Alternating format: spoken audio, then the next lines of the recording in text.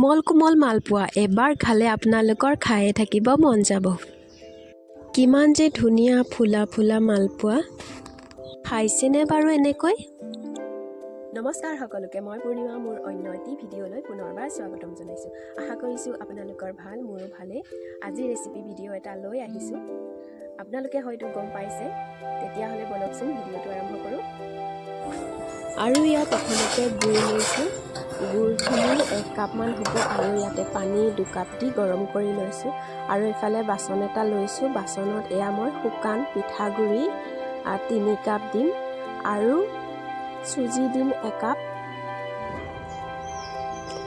আৰু এতিয়া ইয়াতে দিম নিমখ অলপ আৰু দিম কালজিৰা অলপ। এইখিনি ভালকৈ মিলাই ল'ম।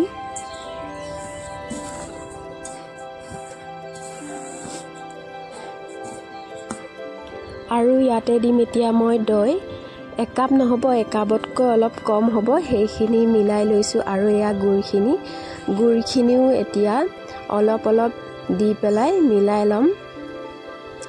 আৰু মোৰ গুড় গোটেইখিনি লাগিয়ে গ'ল আৰু এইখিনি ভালকৈ মিলাই লৈছোঁ। আৰু ইয়াতে আৰু পানী দিব লাগিব। এয়া পানী দি মই অলপ অলপ মিলাই আছোঁ।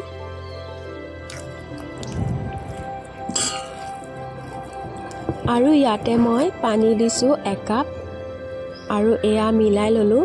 এনেকুৱা হ'ব লাগিব মিশ্ৰণটো। এনেকুৱা নহ'লে হ'ব, ইয়াতকৈ পানীয়া হ'লেও একো নাই, কাৰণ চুজি দিয়া আছে। চুজিখিনি পানী শুহিয়ে ল'ব, ডাঠ হৈ যাব। আৰু এইখিনি অলপ সময় থৈ দিম ঢাকি, 1 ঘণ্টামানৰ কাৰণে এইখিনি ৰাখি দিম এনেকৈ।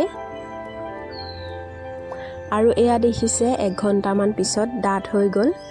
আৰু ইয়াতে পানী দি অলপ মিলাই ল'ম। পানী অলপ অলপ দি মিলাই ল'ম। এয়া দেখিছে এনেকৈ হ'ব লাগিব মিশ্ৰণটো। আৰু এয়া বেকিং পাউডাৰ দিছোঁ 1 চামুচ। 1 চামুচতকৈ কম দিলেও একো নাই বাৰু। আৰু এইখিনি ধুনীয়াকৈ মিলাই ল'ম।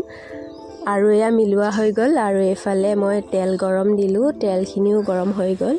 আৰু এনেকৈ এখন এখন মালপোৱা বনাই ল'ম।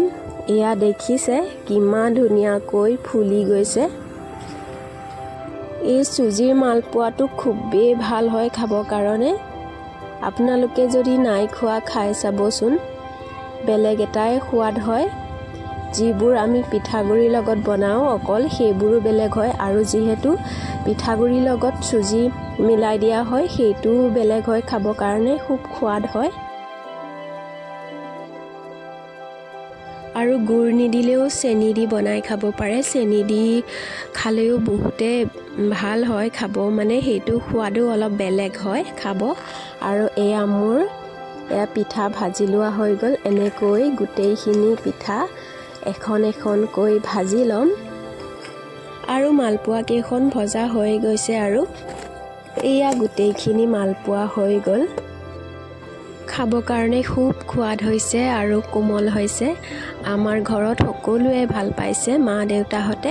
তেতিয়াহ'লে দেৰি কিহৰ, আপোনালোকেও বনাই খুৱাওক আপোনাৰ পৰিয়ালক। তেন্তে আজিলৈ আহিছোঁ, আকৌ লগ পাম অন্য এটা ভিডিঅ'ৰ সৈতে। ধন্যবাদ।